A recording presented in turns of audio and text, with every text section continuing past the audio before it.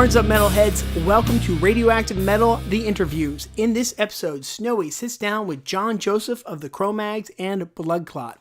So, I don't know about you, but when I think of the Cro-Mags, I think of New York hardcore, and I can't think of any other band that represents them better. Now, I know there has been some bad blood between Harley Flanagan and the rest of the Cro-Mags, but for me, what really illustrated just how hardcore New York hardcore is was the photo work that Glenn E. Friedman did, where you saw a picture of a young Harley at 12 years old, and then 4 years later, he's 16, and he looks like he's 26. Like, he looks like he's aged so much. He really didn't look like a 16-year-old. He looked like an adult, a very seasoned adult. So that just kind of tells you how tough of a scene that New York was at that time, and that's what you're going to hear when Snowy sits down and talks to Mr. Joseph here. So, grab a beer, kick back, relax, and enjoy Snowy's talk with John Joseph of the Cro-Mags and BLOODCLOT.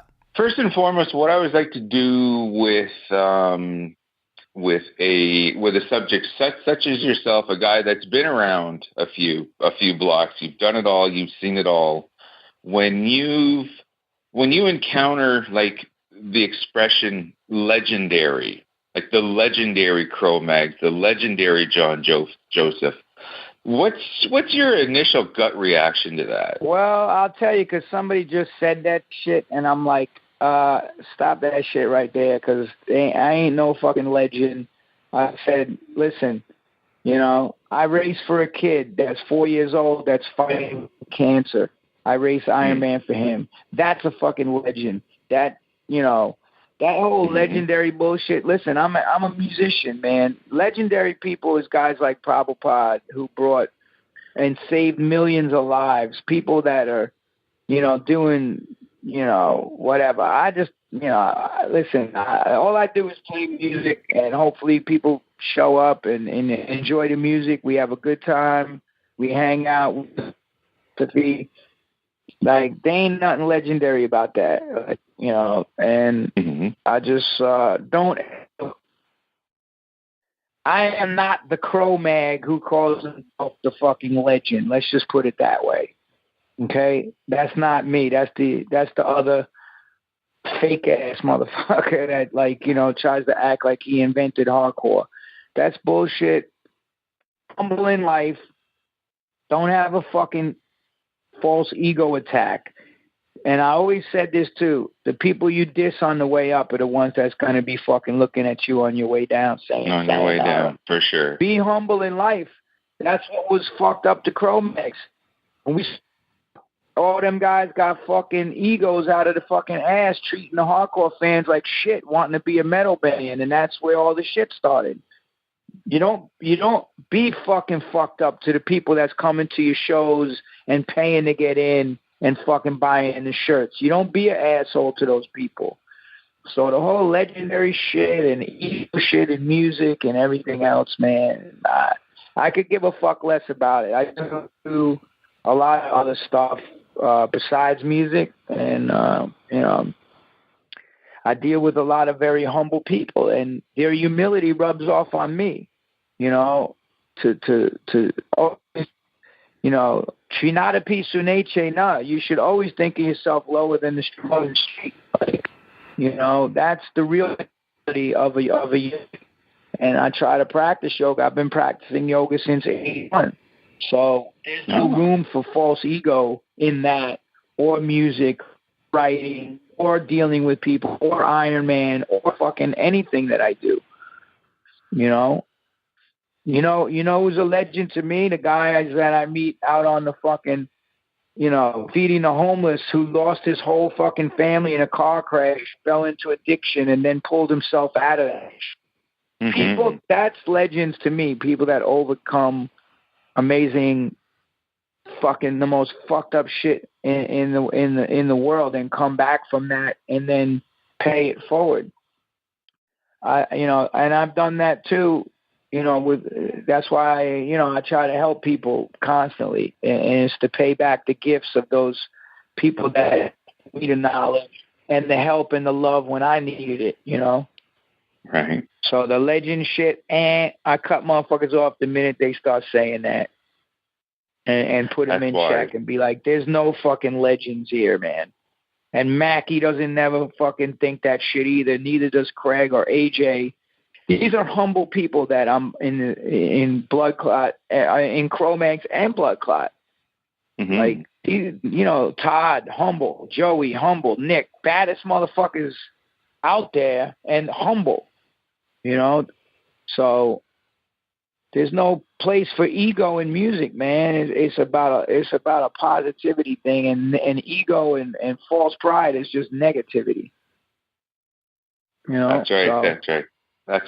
That's exactly what I wanted to hear, and that's a great way to start that off. Right. Thank you. Sure. Well, that's no bullshit, man. That's real talk from a real motherfucker. Like, you know, I like, you know, if you read my book, Evolution of a Cro-Magnon, it's in its 2nd edition now, then you know where the fuck I came from.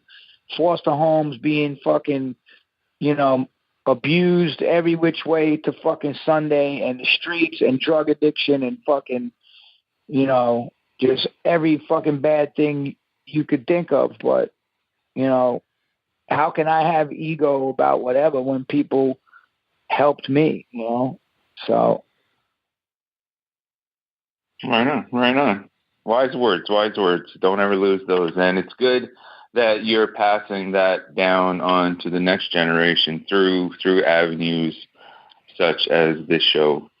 You mentioned BLOODCLOT, and I kind of want to get into that now. That is kind of like maybe your side project to the Cro-Mags? No. What exactly would you? Talking. If you were talking to me today and this was a Cro-Mag interview, I wouldn't do it.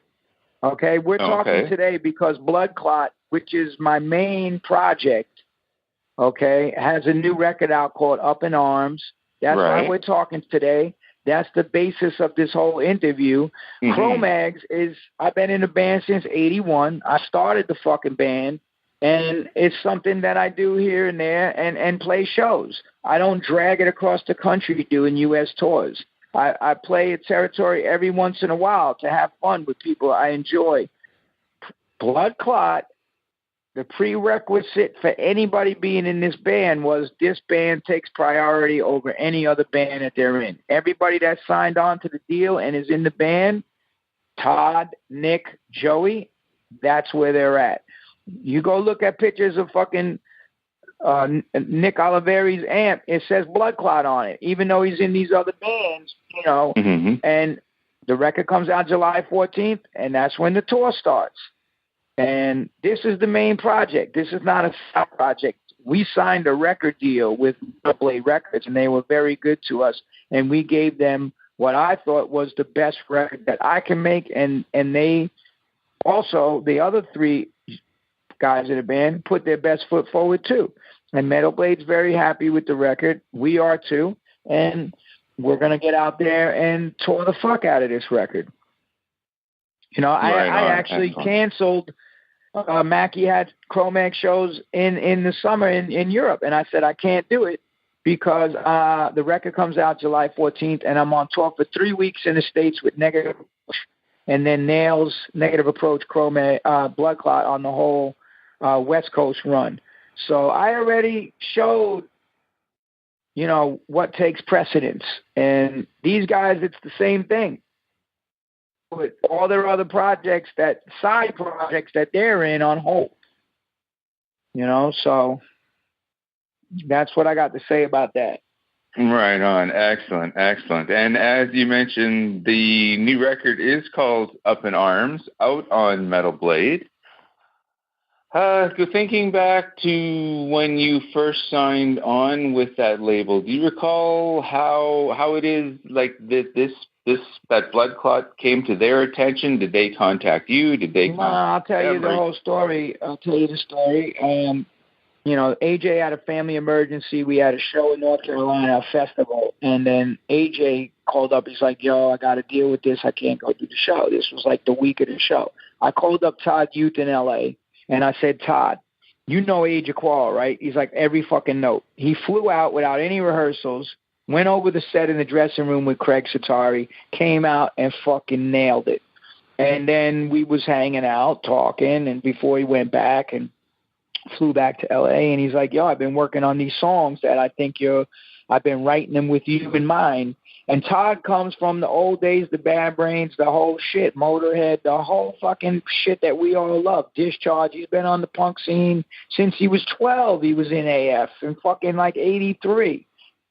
Mm-hmm. So he sent me the songs, and I was like one of them, I was fucking in the gym training, and like I heard it. I fucking left the gym, went home, and wrote the lyrics to Manic. It's like, so that was the process. And then I wrote the lyrics to it, and then we were like, okay, when the fuck are we going to get time to go in and record the demo?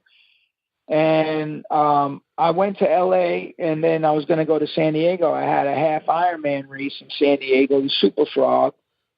It's like the Navy SEAL charity race to help special operations killed in combat for their kids to have a college fund. So I went out. My buddy's a SEAL in Coronado, and I wanted to do the race. And unfortunately, 2 weeks before it, I re-injured an old calf injury. And so I went to L.A., still trying to do the race. I tested the calf, and it was shot. My trainer / PT physical therapist was like, if you run on that calf, you're gonna rupture your Achilles. And I had to pull out of the race. And life being, you always try to turn negative situations into positive ones. Like Napoleon Hill, who was the godfather of PMA, said, there's very little difference in people. The difference is how they react to circumstances, whether you react in a negative way or a positive way. That's the difference. So I could have sat there and been like, oh, I spent fucking thousands of dollars and I'm out here and I can't race now. And, start swirling down into a negative fucking mindset. I said, fuck that. I called up Todd, and I was like, hey, he knew I was there anyway because I was going to go to his house to try to, do some arranging on some new songs. And I said, hey, man, I'm not doing the race. I'm going to be in L.A. for the next week. You think you could get some studio time? We'll go for these songs. So he called up NRG, the letters NRG in the Valley, and they gave us free time. The guy's really fucking cool. And then Kyle, the engineered the demo. And we were like, what the fuck? Like, the songs just came out like, holy shit. And then we started sending it around to different labels, and they were all interested. And then the last piece was, my friend is like, Crossroads restaurant in LA. It's like this famous vegan restaurant. His name is Tal Ronan, and he was back in DC and New York on the early hardcore days. He's friends with Roger from AF, Madball, everybody. He heard this shit and was like, yo, this is badass. I'm friends with Brian Slagle from Metal Blade. Let me send it to him and see what he thinks before you sign with anybody else. Brian immediately was like, I want to put this fucking shit out. So I was back in New York, and, I talked to Michael Alago, who signed Metallica and all these bands, and I was like, yo, can you help us structure the deal, kind of see it as a, kind of an executive producer type situation, help us structure the deal with these guys. So Brian flew into New York, met with us, and then boom, that was, we signed the deal with him, and then I sent the music to Joey, and I was like, this is what's going on. Here's the music. Call me back the next day. I'm fucking in. I love this shit. And then Nick was the last piece to the puzzle. And here we are talking today. Right on. Yeah. Really looking forward to it. With the name BLOODCLOT, though, like, is there some other meaning to the moniker other than just what a blood clot is, and it sounds cool? Like, no, what blood clot is, it's a Jamaican patois expression that when things are fucked up, right? The Rastas will say, blood clot, what a blood clot situation we deal with. So look at the planet. The planet's in a state of fucking blood clot. Lying politicians, fucking corrupt business people, banksters stealing everybody's fucking money. Exploiting people, the fucking food they're putting out there to poison people so the pharmaceutical companies can profit off of selling you fucking drugs. All of this shit. Wars. The fucking war machine keeps fucking moving on. It's, illegal wars in the Middle East and all this shit. Killing motherfucking innocent people. So that's what the name means. That's the name when we fucking named the fucking band back in 81. We were the Bad Brains Roadies. And every fucked up situation, they would be like, what a blood clot, fix the blood clot, this, the blood clot, this, the blood clot, man, Babylon is blood clot. So we were the Roadies, and we formed a band called Blood Clot, and we opened up for the Bad Brains every fucking night on the first tour. So that's where it came from. And then when we put this shit together, we was like, what do you want to call this shit? And Todd was like, Blood Clot. And I was like, you sure? And Joey was like, yeah, that's a fucking dope name, Blood Clot. Let's put that shit back together. We even put Kill the Beast on there, which Jerry Williams co-wrote, and was the first song we ever wrote back in 81 as an ode to J.W., who passed away. He produced the first Bad Brains record. So Jerry was the Bad Brains sound man and the Bad Brains producer who produced the Raw cassette. And I lived with them at 171 while they was making that record. So there's a lot of history and culture and stories all tied into that shit, and positive message as well. Right on. I have to admit, of some former places of employment, I have worked with some Jamaican individuals, and that word kind of got thrown around. And it's a curse word. It's like, you fucking blood clot motherfucker. You're the blood clot man me deal with. Scumbags, blood clot. Fucking Babylon. This Babylon system, blood clot.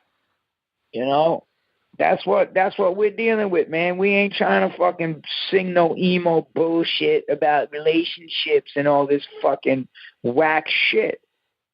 The record's called Up in Arms for a reason, and the lyrics and the musical content, the velocity of those matches the statement we're making. We're calling a record Up in Arms. You don't call a record Up in Arms and then go play emo, screamo, fucking bullshit music, Oh, for sure. I hear you. Right on. With the band, you may be introducing Blood Clot to some new potential listeners, like through our listeners. So I kind of want to touch upon some of your bandmates who have done time in other bands that my listeners might be a little more familiar with, like Danzig, like Queens of the Stone Age. How long, like you sort of mentioned it, like you've known these guys for quite a while now? Yeah, I've known Todd since he first ran away from home when he was 12 years old. I've known Joey Castillo since the early days of the fucking L.A. punk scene. We were talking about fucking doing music in 87. He came up to Profile Records and fucking, met with me. And I've known Joey forever. He's the most solid, fucking humble motherfucking badass. That motherfucker's like the John Bonham of fucking hardcore. And Nick, who I've seen him in New York, fucking, he's a madman. But when it comes time to the music, that motherfucker don't fuck around. And I'll tell you something else about Nick, which I didn't know. If you watch the We Gotta Know video where the guy's in the fucking arena with the skateboard when the video first starts, Nick is the one that runs in with his hands up with the long blonde hair wearing the Cro-Mags shirt. That's Nick Oliveri. So, and Nick is just a solid dude. Nick will give you the fucking shirt off his back, man. So, those guys been in bands that sold millions of fucking records, dude. It's like, it's an honor to be, and Todd's been in everything from Motorhead to fucking Ace Frehley to Glenn Campbell to fucking Agnostic Front to whatever the fuck. That motherfucker, now he's doing a record with Scientists, the reggae fucking. Todd can play anything. He's like a fucking musical fucking genius. So to be in a band with the caliber of musicians that I'm playing with, I'm honored. I'm humbled. I'm like, yo, it's a fucking blessing. It's forcing me to step my game up. You always have to be trying to improve musically or whatever you're doing in Iron Man or yoga or writing. You should, or life in general, LIG. Mm-hmm. Always be trying to make yourself a better person and improve upon what you already have. And that's where I fall into with these guys. They're fucking amazing musicians, and I'm honored to be in a band. I'm the lucky one. You know, I'm the lucky one that gets to be in a band with not only these great musicians, but these great people. They're great people. Mm-hmm. That's what's most important. Yeah. Excellent. Yeah. Excellent. So with this record, though, like probably I'm sure a lot of our listeners would associate yourself with the hardcore scene from the past, and this is predominantly a metal show. What audience would BLOODCLOT, would Up in Arms kind of cater to, or is there enough for both? Because I'm a strong practitioner of both. You know, listen, I've been going to. Here's the deal. I've been going to punk shows since 1977. I heard Raw Power from the Stooges in fucking 75. Like, I've been going to Max's and CB's and all these fucking clubs since 77. I got arrested and whatever. If you read my book, Evolution of a Cro-Magnon, I talk about that whole shit. Came out, met the Bad Brains in 1980 when I joined the Navy, fucking, and been going to shows in D.C. and going to shows in New York when there was fucking 20 people going to fucking Bad Brains shows. So we don't set out. We just set out to make a record that the music we make is the sum total of our life's experiences and our music likes and tastes and whatever. Who decides to come to see the band? That's up to the public. We didn't set out to make a record that's like for this genre or that genre. Like, I think there's something in there for everybody. And I think when you get on stage, you know, just like Cro-Mags, it's a punk hardcore band, but metal motherfuckers come to that shit too. Why? Because the energy is there, the truth is there, and the positivity, the PMA is there. People are attracted to that. And it's the same thing with BLOODCLOT. I mean, I think it's going to do something in there fucking everybody. Like, you know, we didn't set out to do that. You know, we didn't write like that. We just wrote shit that, you know, we were inspired by. So that's how we did it, you know. And, I think the shit's, crossed over anyway, man. Metalheads come to fucking hardcore shows. Hip-hop motherfuckers come to hardcore. Like, this shit is just, music's music, man, I go to reggae shows, I fucking whatever. So, I think when you believe in what you're doing, and this is what I always say, the audience can smell the lie. When you're full of shit and you're fucking lying and you're doing shit and it's not real and you're singing about shit you didn't experience and didn't do and you're faking the fucking funk, whether it's any genre of music, the audience is, you're going to fucking get exposed. And, we just come with some truthful shit and do the best we can and let the chips fall where they may. That's what I say. Right on. Always as fans, we have to keep that bullshit detector on. Yeah, that's what I say. That's the bullshit detector. Like, fucking that shit's always on, man. I learned that shit way back when the Crash put that shit out, the bullshit detector and all of that. So, like, that's I listen to all kinds of music, though, man. And that's what I tell these kids today. I'm like, you need to become a student of music. I listen to fucking Thelonious Monk. I listen to fucking Miles Davis. I listen to funk. I listen to R&B from back in the day. My fucking Marvin Gaye, all the Motown stuff. I watch the films on them. Standing in the Shadows of Motown. I listen to reggae. I fucking grew up on fucking reggae. I listen to punk. I grew up on punk. I listen to fucking rock. I saw the original Led Zeppelin, Black Sabbath, The Who, all that shit at Madison Square Garden. So I'm a student of fucking music. So what comes out of me is a sum total of all of that. I didn't just, okay, I heard a fucking 1986 hardcore album and that's my life and I'm going to stop there and that's the only education I need. That, if you write music, that's not going to be anything I'm going to listen to. And I love Metallica. I got, fucking, even System of a Down, all these bands. on my Iron Man playlist in my iPod that I go and do my 3-hour runs, I'm rocking that shit in my fucking iPod.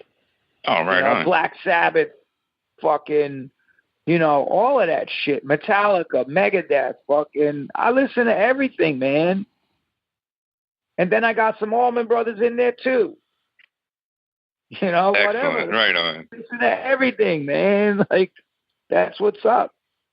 You got to retain an open mind, not only just in everyday life, but in your cultural interests as well. That's wise word. Exactly. That's what I do.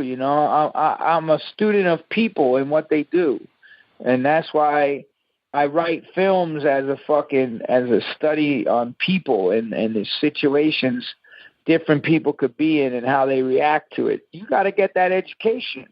My education was at the University of the Streets. I seen motherfuckers get murdered in front of me. I had motherfuckers try to murder me.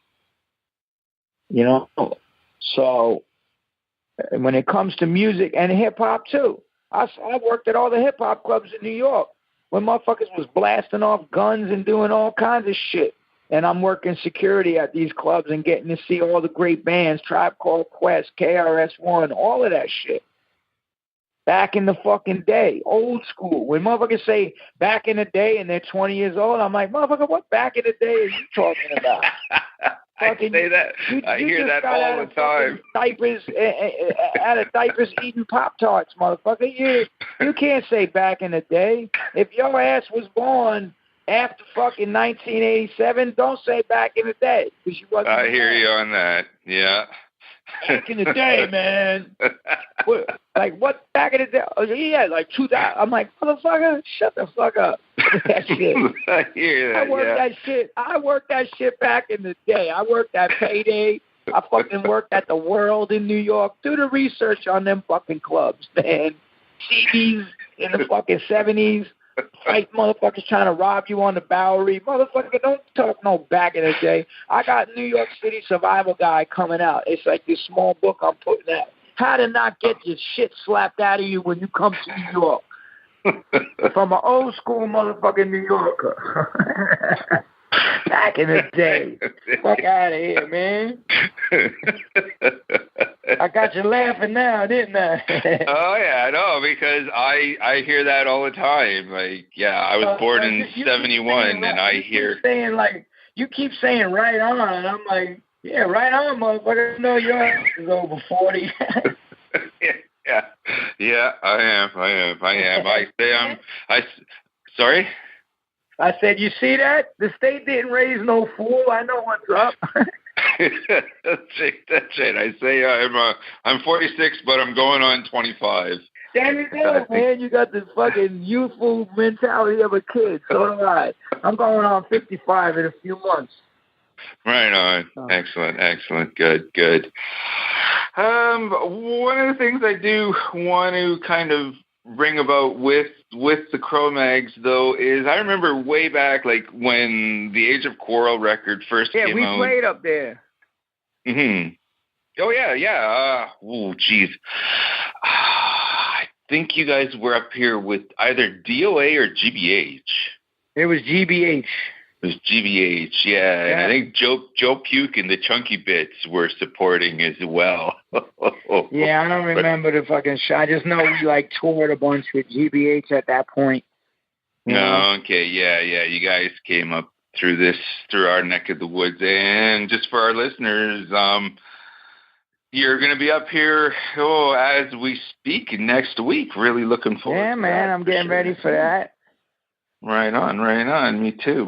I remember way back then with the Age of Quarrel record, and if you weren't part of the hardcore scene, there weren't a whole lot of tattoos very much back then. But guys like the Cro-Mags and Henry Rollins and all that, you guys really stuck out with the sleeves and the tats all over. And now, I'm gonna tell you something right now. I'm gonna tell you something. I know where you're going with this. Let me tell you something right now. When BLOODCLOT played with the Bad Brains at Irving Plaza in '81, it was the last show of that tour, and I had tattoos already. And some motherfucker, you can hear the tape. Somebody yells out, "Tattoos are for jocks."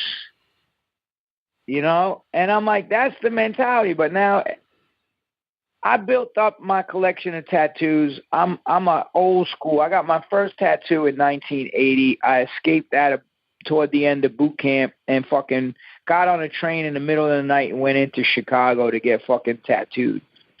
So I built my tattoo collection over the years. I didn't go and get Insta sleeves in like a month like what these motherfuckers do now.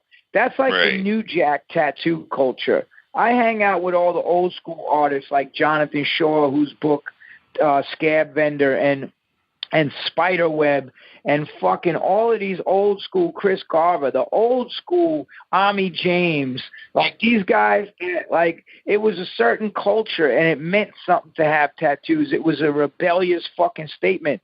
Now it's just like every motherfucker and their motherfucking chump ass motherfucker has tattoos up to their fucking eyeballs. It's like it don't mean shit no more. It's the law of diminishing returns, man. The more you do some shit, the less effect it has. And, you know, my tattoos all mean something to me. Like, and I'm sure they even mean something to the motherfuckers that get the Insta sleeves overnight, whatever the fuck. That's cool for them. I don't give a fuck. Like, whatever anybody else does, that's their trip. But yeah, you know, Henry was getting tattooed too back in the day. Actually, when I went AWOL from the Navy in 1980, I went up to D.C. and stayed with Henry Rollins and fucking Ian MacKay. So there's Ian. He ain't got no tattoos, and there's Ian, and there's Henry getting tattoos. And then when he joined Black Flag, he got tattoos. And, you know, Henry auditioned for Black Flag at 171 Studio where the Barry Brains recorded, and I lived there. So, like, I go way back with Henry, man. Henry's a great fucking human being, man. People, it was a whole different culture. Like, now rednecks have fucking red mohawks. It's like, it don't mean shit no more. It's not about how you look, okay? The exterior, that's the characterization. What I look for is the true character, and true character is only revealed under pressure. That's when you'll be exposed as a fraud or for the real motherfucker that you are. It don't matter how much tough shit you try to put on your fucking body to make yourself look tough or fucking present a certain thing in public, the mask you wear in public. That don't mean shit. What means something is how you face adversity and the pressure when the pressure's on, and let's see what you do then. That's the real deal. And everything else, the tattoos, the tough guy clothes, the MMA shirts, the jiu-jitsu shirts, all of that shit don't mean a motherfucking thing. Because the real motherfuckers move in silence. I know motherfuckers that ain't got no tattoos, and they are fucking straight up killers. You know? So... and I don't mean that in a bad way. I mean that in a good way. Of course. Excellent, so excellent. That's what's up with that. And, you know, like I said, I built my tattoo shit over the years. Every tattoo means something. And, my next tattoo, Chris Garver's going to do, and it's going to be, I'm getting like an Iron Man tattoo and have him do a personal one for me because it means a lot. I raced for a kid that has neurofibromatosis, which is tumors all over his body, and he's 4 years old. And that's my rock star. That's my legend is Alexander Owens, you know? Is there some sort of maybe like a GoFundMe or anything like to help your rock star? If you go on my Instagram, John Joseph Cro-Mag, or Twitter, JJ Cro-Mag, or John Joseph Facebook, I can tell everybody actually anyway. The charity thing that I race for the Children's Tumor Foundation, and but people should go on my page and donate for there. I raised $50,000 last year for his family for all the expenses, and then this year I'm raising $25,000. They found more tumors on him, and it's so expensive, man, even with insurance and stuff like that. But, if people go on my social media pages, and I'll tell you what the link is,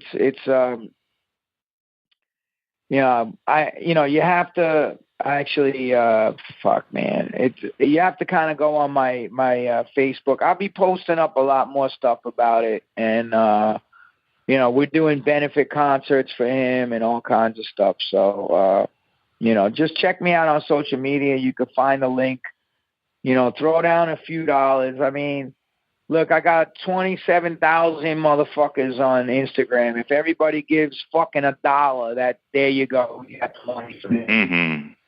$1. You can't afford a motherfucking dollar to help. Even I can, yeah.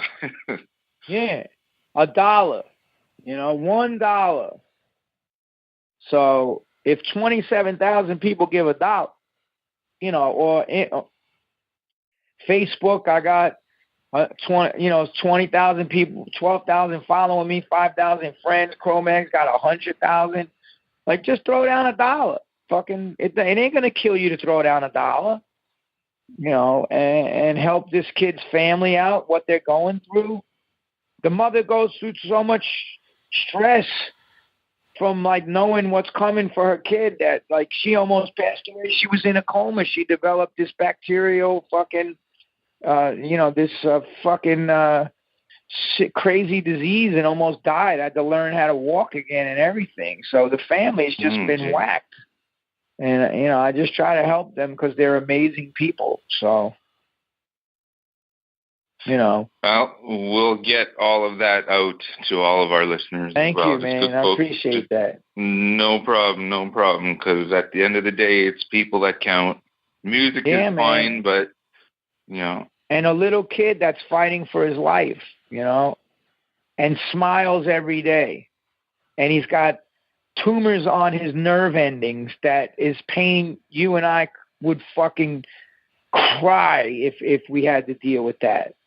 No doubt. So it's about trying to give this kid a hope and a chance of getting these treatments that he desperately needs, but the family can't afford to pay for them, for all the expenses of traveling to the hospitals and this and that.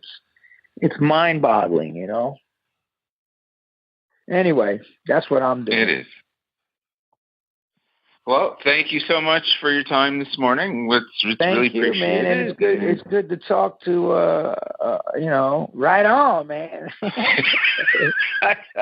trying. I'm trying to keep it in. Fuck on, bro. Right on. I appreciate that. I hope I see you up at the show, man. I'm going to give you a right on from the stage. Yo, brother, right on.